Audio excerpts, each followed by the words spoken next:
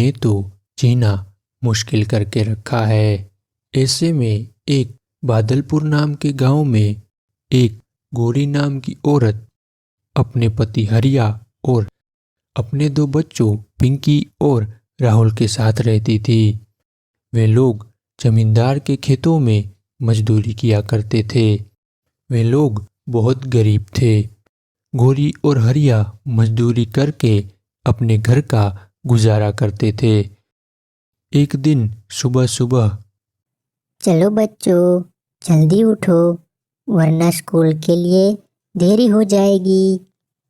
ऐसा बोलकर वो प्यार से अपने दोनों बच्चों को उठाती है। दोनों बच्चे उठकर अपने स्कूल के लिए निकल जाते हैं। दोनों बच्चों के जाने के बाद हरिया और गौरी भी तैयार होकर जमींदार के खेतों में काम करने के लिए चले जाते हैं। राहुल और पिंकी हर रोज कड़ी धूप में चलकर स्कूल जाते थे। स्कूल पहुंचते पहुंचते दोनों बच्चे बहुत थक जाते और पसीने से लथपथ हो जाते थे। आज भी कुछ ऐसा ही हुआ। आज भी वह दोनों थके हुए और पसीने से लथपथ होकर स्कूल पहुंचे।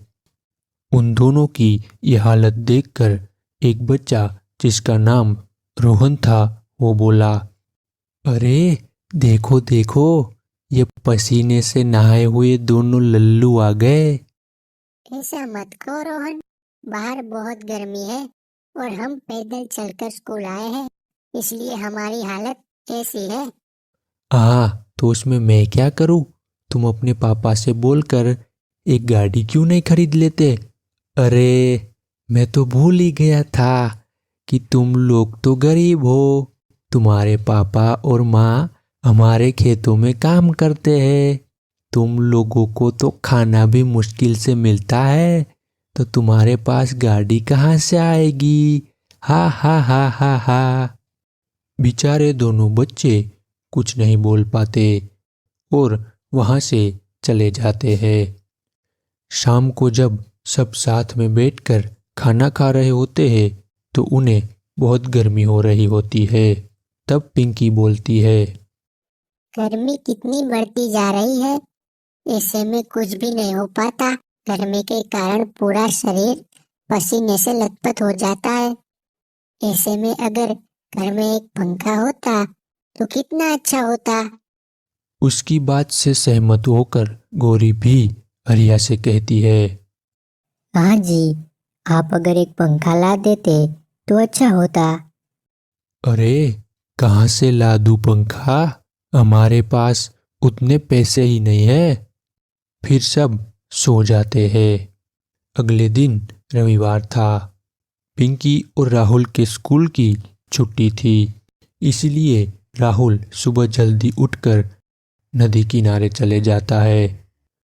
वहां पहुंचकर राहुल एक पत्थर पर बैठ जाता है और वहां जो छोटे छोटे पत्थर पड़े थे उन्हें उठाकर नदी में डालने लगता है। तभी उसके हाथ में एक अजीब सा पत्थर आ जाता है। जैसे ही राहुल वो पत्थर पानी में डालता है, एक चमत्कार होता है और वो पत्थर एक देवी में बदल जाता है। शुक्रिया बेटा, तुमने मुझे मेरे श्राप से मुक्त किया।